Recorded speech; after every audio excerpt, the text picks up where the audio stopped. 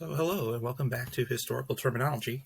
And today we're going to be talking about the Crusades, which was the Christian European nations' attempt to reclaim the Holy Land in Jerusalem. There were many different crusades, and we'll talk about each one at least a little bit. So let's get started. So what were the Crusades? Well, they were military campaigns led by European kings and the Pope, with the goal of reclaiming Jerusalem for Christianity. With the blessings of the Pope, and sometimes without, Christian armies would travel to the Middle East and fight Muslim rulers and generals in an attempt to conquer the Holy Land. Wars against the Moors in Spain have also been considered and called Crusades. However, I don't think we're going to be talking about too many of them in this video. So why Jerusalem? Well, Jerusalem is the holy city of the three major Abrahamic monotheistic religions, Judaism, Christianity, and Islam. So Jerusalem was part of the Kingdom of Judea, the ancestral home of the Jews. It was where Jesus did his preaching and where many of the prophets in Islam lived. So it's considered a holy place in all three of these religions. So why did these crusades happen? Well, the original crusade was declared by Pope Urban II in 1095. And it was just kind of like this idea he had, basically. It's like, hey, why don't we reclaim Jerusalem? And there's this overwhelming response from Western Europe. And they would create these large armies that were dispatched to the Middle East. And the First Crusaders had many different motivations to join this holy war, including the promise of salvation, feudal entanglements, economic prosperity. Sometimes the church would offer penance to people who joined. So if you joined the war effort, your sins were forgiven, even though that's not how it's supposed to work. That's what they would do. So let's talk a little bit about each one of these religions before we start talking about the Crusades in general. Judaism, Christianity, and Islam are all religions that worship the same God, but they do it in different ways. And they all claim Jerusalem as their holy city. So as you can see, they're monotheistic and Abrahamic, but each one kind of builds off the other. Judaism uses the Old Testament. Christianity adds on the followings of Jesus. And then in Islam, they add on the teachings of Muhammad. So all of these things are all kind of intertwined in these faiths. So let's talk about the different crusades and what happens in each one. In the First Crusade, like I said, it was initiated in 1074, and it happened because the Turks captured Jerusalem. The Crusader army marched through the Byzantine Empire and into Turkey and then into the Middle East, and they ended up setting up 4 Christian Crusader states: the County of Edessa, the Principality of Antioch, the County of Tripoli, and the Kingdom of Jerusalem. So these 4 Crusader states were run by Europeans, and they were products of the Crusade. The Second Crusade was organized after Edessa fell back into Muslim hands. So that Crusader state fell to Muslim conquerors, and so they decided to go back and try to reclaim that territory.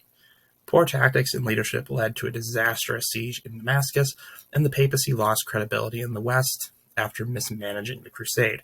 So the Pope was in charge for this one, and his leadership didn't prove to be particularly great, so he kind of lost this credibility to lead these things. So the Third Crusade was launched without the Pope after Jerusalem fell to Saladin. Saladin was the leader of the area around there, and so he manages to capture Jerusalem. As you can see in this map, he had taken part of the land around it, and now only 2 of the Crusader states remained. Frederick Barbarossa and Richard I of England led the Crusades. They brought their armies over, and they were kind of the generals in charge. And the war ended up ending with the Treaty of Jaffa, which allowed the Muslims to remain in control of Jerusalem, but also allowed Christian pilgrims to enter the city freely. So they kind of ended up negotiating for Christian pilgrims in the area. By the time of the Fourth Crusade, the Pope was back in charge, and the French were leading the crusade. But however, when the crusading army made it to Constantinople and Byzantine Empire, it became a part of an internal Byzantine conflict and sacked the city. Violent murders were conducted of Greek Orthodox Christians, and this crusade never actually made it to the Middle East. The Fifth Crusade was yet another attempt to retake Jerusalem, and they decided to go through Egypt this time. It ended in a total failure, and they didn't recover any land or relics. They had pretty much wasted their time. The Sixth Crusade was mainly a diplomatic mission, backed by an army, and there was a treaty signed that allowed Christian and Muslims to live in Jerusalem and control their individual holy sites. So, once again, more of a diplomatic mission. And then, of course, like I mentioned earlier, there were some campaigns against the Moors in Spain, and it was called the Reconquista, or the Reconquest. It was a war fought to reclaim Spain from the Moors, of course, being Muslim Africans. Over the course of 4 centuries, the Moorish rule ended in the Iberian Peninsula, lastly with the conquest of Granada, and afterwards there were several edicts which forced all Muslims in Spain to convert to Christianity or be expelled. There was also a lot of edicts removing Jews from Spain as well. So they were like overtly bad Christians in Spain when it came to that kind of stuff. So what were the effects of these crusades? Did anything really, intense come out of them? Well, for a short time, all the kingdoms of Western Europe were united behind the papacy and their goal of retaking the Holy Land. So that was kind of a good thing. It was a big thing about European unity. Although it didn't last long, that unity between often warring kingdoms was beneficial for the land at home. There wasn't any fighting going on at home because all of the troops, all of the men were fighting in a different place. And when the papacy lost some of its authority and prestige after the Second Crusade, the leaders of European kingdoms were able to unite and launch other campaigns. So they didn't need the Pope to unify and do something which they all seemed as good for Europe and Christianity. Also, for the first time since the fall of Rome, there were Western Europeans coming back to the Middle East and interacting with the Muslim world. And these wars were kind of a precursor to the eventual colonialism that would occur in the Middle East centuries later. So this was the first time after Rome that Europeans were invading the Middle East and attempting to change regimes or policies in the area. Also, as depicted in the famous tale of Robin Hood, European kings found themselves in far-off places instead of at home ruling their kingdoms. So King Richard, for instance, left England for the Third Crusade, and his brother John was left in charge. And there's lots of stories about how well that went. Some of them kind of make-believe, others more realistic. But these kings were leaving their home areas, and they were going far away to do battle.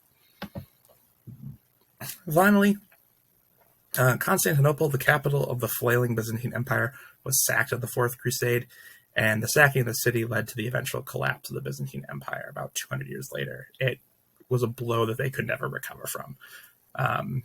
And so they did end up falling to the Turks about 200 years later. So the Crusades did actually end up destroying the buffer zone between the Muslim world and the European world. These Crusader states were short-lived and fell apart mostly due to lack of centralized leadership. There wasn't really any one true leader in charge of these things, and it was really hard to maintain a state that required support and manpower from afar. And so these armies that were made up of Crusaders were never permanent, and so it was very difficult to maintain these kingdoms in a far-off land. Thank you so much for watching and learning about the Crusades. In the comments, please tell me what you want to learn about so I can make more videos that you find more interesting. And of course, subscribe, ring the bell, like the video, and keep coming back to learn more. See you next time in historical terminology.